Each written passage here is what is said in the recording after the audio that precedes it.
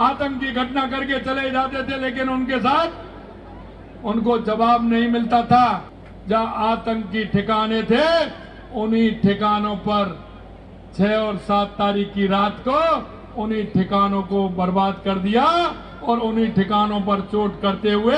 उनका तहस नहस कर दिया। इसलिए मैं देश के सैनिकों को और देश के वैज्ञानिकों को मैं बहुत बहुत बधाई देना चाहता हूं। या सर्जिकल स्ट्राइक हो, एयर स्ट्राइक हो या ऑपरेशन सिंदूर हो,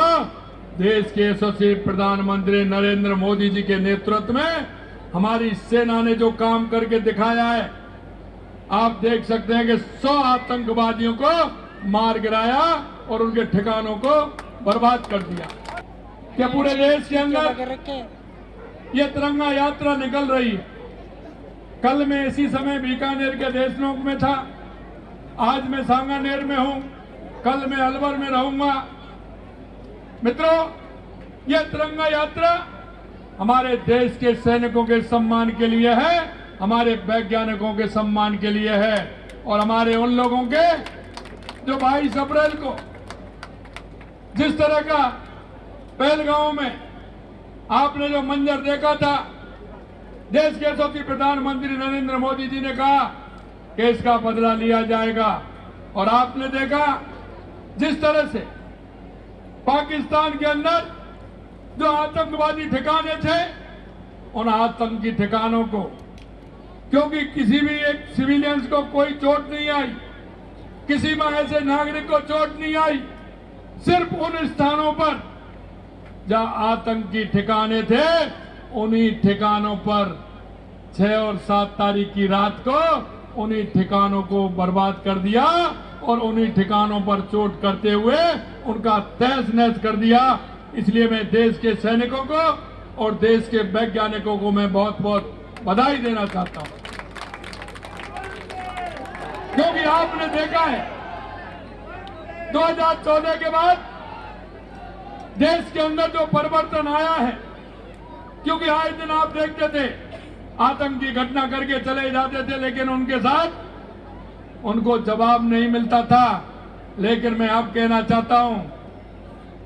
या सर्जिकल स्ट्राइक हो, एयर स्ट्राइक हो या ऑपरेशन सिंदूर हो, देश के यशस्वी प्रधानमंत्री नरेंद्र मोदी जी के नेतृत्व में हमारी सेना ने जो काम करके दिखाया है, आप देख सकते हैं कि 100 आतंकवादियों को मार गिराया और उनके ठिकानों को बर्बाद कर दिया। आज हमारे सेना के सम्मान के लिए पूरे देश के अंदर ये तिरंगा यात्राएं निकाली जा रही हैं और मैं आपसे यही कहना चाहता हूं, क्योंकि सबसे पहले हमारा देश का स्वाभिमान है, हमारे देश का सम्मान है और हम कहते हैं कि हमारी पार्टी से पहले हमारा देश है और इसीलिए हम हर काम के पीछे हम भारत माता की जय बोलते हैं और सबसे पहले भारत माता की पूजा करते हैं। हमारे लिए हमारा सम्मान, हमारा गौरव बहुत आवश्यक है। आप इतनी बड़ी संख्या में आए हैं इस तिरंगा यात्रा में शामिल होने के लिए, मैं आप सभी को भी बहुत बहुत धन्यवाद देना चाहता हूं और मैं यही कहना चाहता हूं कि चाहे हमारे केंद्र की सरकार हो या हमारे राज्य की सरकार हो, ऐसे लोगों को सबक सिखाने का काम करेगी जो देश के अंदर किसी भी तरह से कोई इस तरह का काम करेंगे। अंत में मैं आपसे इतना कहना चाहता हूं मेरे भाई और बहनों, प्रधानमंत्री नरेंद्र मोदी जी के नेतृत्व में हम चाहे हमारा विकास हो या देश का स्वाभिमान हो या देश का सम्मान हो, हम जिस तरह से मां भारती का गौरव बढ़ाने का काम हमारे प्रधानमंत्री जी कर रहे हैं, उसमें आप सभी का सहयोग की आवश्यकता है। और इस तिरंगा यात्रा के माध्यम से गांव गांव, ढाणी ढाणी, घर घर, हर जगह जाकर के